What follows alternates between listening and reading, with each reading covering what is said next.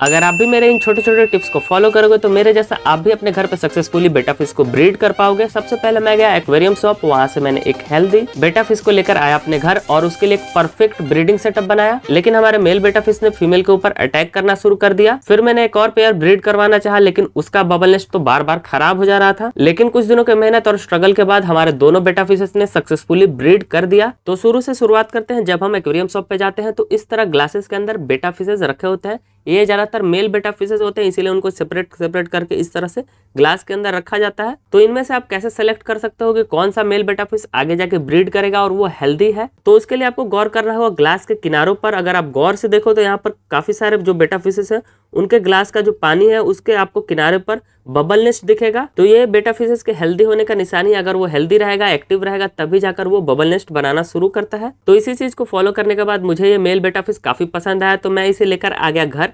ये मुझे मिला है 190 रुपीज का। इस मेल बेटा फिश के लिए आप इस वीडियो को लाइक जरूर कीजिएगा और कमेंट करके बताइएगा आपको ये कैसा लगा। मैंने इन दोनों कंटेनर्स को सिलेक्ट किया है बेटा फिश ब्रीडिंग के लिए। 1 फीट के कंटेनर है। इन दोनों को मैंने काफी अच्छी तरह से वॉश कर दिया है। इसके बाद मैंने एक एक करके दोनों के अंदर पुराना पानी जो मेरे दूसरे फिश टैंक्स के अंदर है वहां से मैंने थोड़ा थोड़ा इन दोनों के अंदर भर दिया। इसके बाद मैंने दोनों के अंदर फ्रेश वाटर भरा। ये नॉर्मल सिंटेक्स वाला पानी है।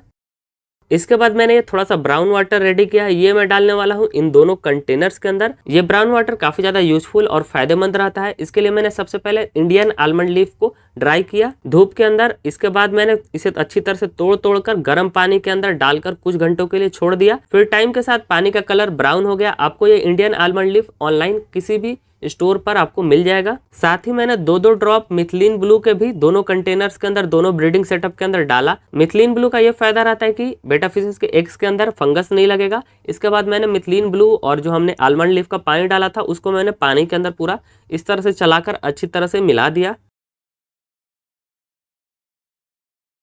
और अब जो हम ये मेल बेटा फिश लेकर आए हैं इसको जल्दी से शिफ्ट करते हैं इसके ब्रीडिंग सेटअप के अंदर।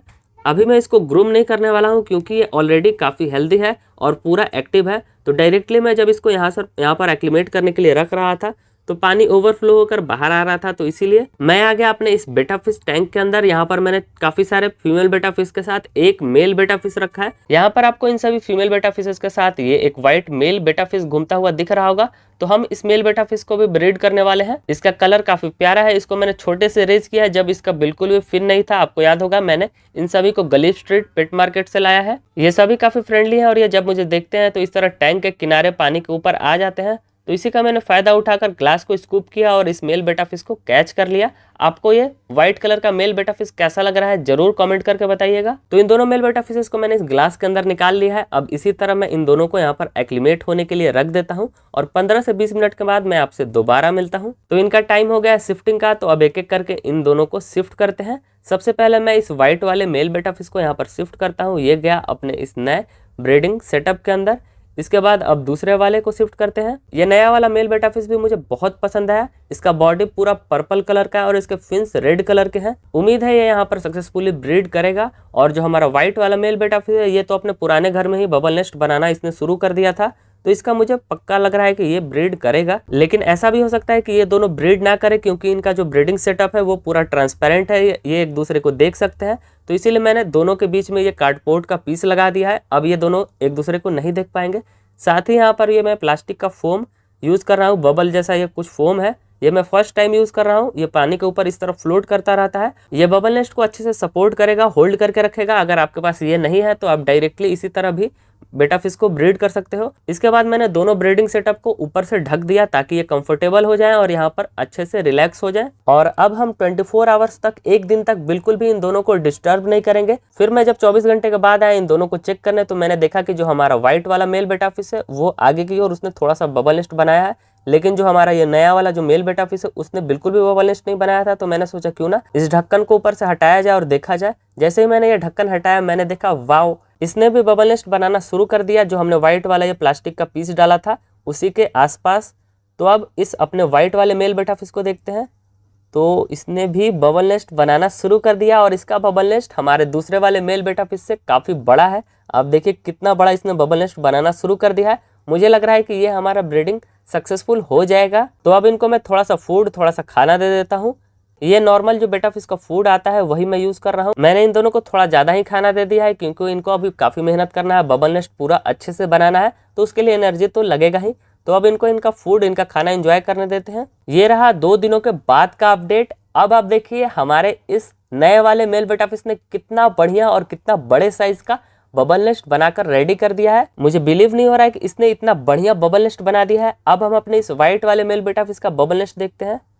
ये क्या, इसका बबल नेस्ट तो थोड़ा सा डिस्टॉर्टेड, थोड़ा सा टूटा फूटा लग रहा है, लेकिन इसने भी काफ़ी अच्छा और बड़ा ही बबल नेस्ट बनाया है। लेकिन बीच से ये बबल नेस्ट थोड़ा सा टूटा फूटा जैसा लग रहा है। लेकिन जो हमारा जो नया वाला मेल बेटा फिश है, इसने काफ़ी बड़ा और काफ़ी अच्छा बबल नेस्ट बनाकर रेडी कर दिया है। तो मुझे लगता है कि अब सही टाइम है इन फीमेल बेटा फिशेस को यहाँ से सेलेक्ट करके ब्रीडिंग सेटअप के अंदर शिफ्ट करने का। तो यहाँ पर मैंने टोटल 9 फीमेल बेटा फिशेस रखा है और मैंने सेलेक्ट भी कर लिया कौन 2 को मैं यहाँ से शिफ्ट करने वाला हूँ ब्रीडिंग सेटअप के अंदर। पहला तो ये फीमेल है, इसका बॉडी पूरा ये वाइट कलर का, येलो इस वाइट कलर का है और इसका टेल रेड कलर का है। और दूसरी फीमेल ये येलो वाली है, पीले रंग की फीमेल बेटा फिश। तो सेम उसी तरीके से जिस तरह से मैंने व्हाइट वाले मेल बेटा फिश को पकड़ा था, वैसे ही मैंने ग्लास के अंदर एक एक करके इन दोनों फीमेल बेटा फिशेस को पकड़ लिया। इनके अलावा भी कुछ और दूसरी फीमेल बेटा फिशेस आ जा रही थी, तो उनको मैंने बार बार हटाया और फाइनली इन दोनों को इन ग्लासेस के अंदर मैंने पकड़ लिया और इनको लेकर आ गया मैं यहाँ ब्रीडिंग सेटअप के ऊपर। तो फीमेल्स को रिलीज करने से पहले यहाँ पर मैं थोड़ा सा फूड भी इन दोनों को दे देता हूँ। ये नॉर्मल वाला फिश फूड है, नहीं तो ये फीमेल बेटा फिशेस के ऊपर अटैक कर सकते हैं। तो जैसे इन दोनों ने खाना खत्म किया, अब हम इन दोनों फीमेल बेटा फिशेस को यहाँ पर एक्लिमेट होने के लिए रख देते हैं। मैं ये व्हाइट मेल बेटा फिश के साथ ये रेड टेल वाली फीमेल बेटा फिश का पेयर बनाने वाला हूँ। व्हाइट और रेड का कॉम्बिनेशन होगा तो काफी प्यारे इनके बेबीज आएंगे। साथ ही जो हमारा ये नया वाला मेल बेटा फिश है, इसके साथ मैं ये येलो कलर वाली फीमेल को यहाँ पर रख रहा हूँ। इसके बॉडी पे बिल्कुल भी येलो शेड नहीं है, तो हो सकता है इनके बेबीज का जो बॉडी हो उसके ऊपर येलो कलर हो। फीमेल बेटा फिशेस को जैसे ही मैंने यहाँ पर एक्लिमेट होने के लिए रखा, तो ये दोनों मेल बेटा फिश काफी खुश हो गए और इन्होंने अपना फिन पूरा फ्लेयर करना शुरू कर दिया और आसपास पूरा घूमने फिरने लगे। तो इन दोनों को यहाँ पर अच्छी तरह से एक्लिमेट करने के बाद अब मैं इनको डायरेक्टली यहाँ पर शिफ्ट नहीं करने वाला हूँ, नहीं तो ये दोनों मेल बेटा फिश इन दोनों फीमेल्स के ऊपर अटैक करने लगेंगे, मारने पीटने लगेंगे। तो इसीलिए मैंने प्लास्टिक बॉटल को कुछ इस तरह से काटा है और मैंने काफ़ी सारे होल्स कर दिए हैं। और अब मैं इन दोनों फीमेल बेटा फिशेस को कुछ घंटों के लिए या फिर पूरे एक दिन के लिए मैं इन फीमेल बेटा फिशेस को इस प्लास्टिक बॉटल के अंदर रखने वाला हूँ। इससे मेल फीमेल एक दूसरे के साथ इंटरेक्ट करेंगे और फ्यूचर में फाइट नहीं करेंगे। और अब ये फीमेल बेटा फिशेस यहाँ पर अच्छे से एक्लिमेट हो गई हैं, तो इन दोनों को इन दोनों प्लास्टिक ग्लासेस के अंदर एक एक करके शिफ्ट कर देता हूँ। सबसे पहले मैं इस रेड वाली फीमेल बेटा फिश को शिफ्ट करता हूँ, फिर उसके बाद येलो वाली को, और मैं पीछे से बबल नेस्ट को भी ढक देता हूँ ताकि ये दोनों मेल्स बबल नेस्ट के ऊपर काफी अच्छे से वर्क कर पाए। तो ये बेटा फिश ब्रीडिंग का तीसरा दिन है। मैंने कंटेनर्स को रात में ढक दिया था कुछ इस तरह से आगे से भी, और अगर आप गौर करो तो इन बॉटल्स के किनारों के ऊपर भी आप देखोगे कि फीमेल बेटा फिश ने भी बबल नेस्ट बनाना शुरू कर दिया है, मतलब कि हमारा ये ब्रीडिंग बहुत जल्दी सक्सेसफुल हो जाएगा। लेकिन मैंने देखा कि जो हमारा ये नया वाला मेल बेटा फिश है, इसका बबल नेस्ट पहले से काफ़ी ज़्यादा डिस्टॉर्टेड था, थोड़ा टूटा फूटा था। और जो हमारा पुराना वाला मेल बेटा फिश है वाइट वाला, उसका भी बबल नेस्ट कुछ खास नहीं था। अगर आप गौर करो तो इनका बबल नेस्ट पहले के मुकाबले अब काफ़ी छोटा हो गया है। तो ये देखकर मुझे काफ़ी ज़्यादा डर लगा कि ऐसा आखिर क्यों हुआ, लेकिन फिर भी मैंने कोशिश नहीं छोड़ा। और अब मैं यहाँ फीमेल्स को रिलीज करने से पहले इन सभी को फीड करने वाला हूँ। सभी का पेट भरा रहेगा तो ये आपस में फाइट नहीं करेंगे। मैंने इन प्लास्टिक बॉटल्स के अंदर भी फीड डाल दिया है ताकि ये दोनों फीमेल्स भी अच्छे से खा सके। तो अब टाइम आ गया इन दोनों बॉटल्स को हटाने का। तो सबसे पहले मैं ये येलो वाली फीमेल को रिलीज करता हूँ। बस इस तरह धीरे से इस बॉटल को हटा देना है। बॉटल हटाने के बाद फीमेल अभी भी कंफ्यूज है, वो ज़्यादा आगे मूव नहीं कर रही है। फिर मैंने कुछ इसी तरह से इस रेड वाली फीमेल बेटा फिश को भी रिलीज कर दिया। थोड़ी ही देर में हमारे ये दोनों पेयर्स काफ़ी अच्छी तरह से यहाँ पर घूमने फिरने लगे अपने इस ब्रीडिंग सेटअप के अंदर। फीमेल बार बार बबल नेस्ट के पास जा रही थी और चेक कर रही थी कि बबल नेस्ट कैसा बना है। तो अभी इनको ज़्यादा डिस्टर्ब नहीं करते हैं, मैं ऊपर से इन दोनों ब्रीडिंग सेटअप को ढक देता हूँ। फिर मैं जब 2-3 घंटे के बाद आया तो मैंने देखा कि व्हाइट और रेड वाला जो पेयर है वो आगे की ओर था, और हमारा जो पर्पल और येलो वाला पेयर है उसका मेल फीमेल के ऊपर काफ़ी अटैक कर रहा था। फिर मैं जब थोड़ी देर के बाद आया तो मैंने देखा कि ये पेयर बबल नेस्ट के ऊपर अपना अंडा सजाना इसने शुरू कर दिया है। अगर आप गौर से देखो तो यहाँ पर आपको जितना भी व्हाइट छोटा छोटा डॉट दिख रहा है वो सब इन बेटा फिशेस के अंडे हैं। बबल नेस्ट तो इनका थोड़ा सा डैमेज मुझे लग रहा है, तो इसीलिए मैंने इनको कवर करके छोड़ दिया ताकि ये अपने अंडों का और इस बबल नेस्ट का अच्छे से ध्यान रख। और जो हमारा व्हाइट और रेड वाला पेयर है, इसका जब मैंने ऊपर से कवर हटा कर देखा तो बबल नेस्ट के अंदर एक भी अंडा नहीं है। ये अभी तक इस पेयर ने ब्रीड नहीं किया, फीमेल ने एग नहीं दी, तो एक दिन और वेट कर लेते हैं। आज बेटा फिश ब्रीडिंग का चौथा दिन है और जब मैं सुबह सुबह आया इन दोनों को चेक करने तो मैंने देखा कि जो हमारा पर्पल और येलो वाला पेयर है इसने बहुत बड़ा और काफ़ी अच्छा बबल नेस्ट बनाया है। साथ ही बबल नेस्ट के अंदर आपको ढेर सारे अंडे दिखेंगे।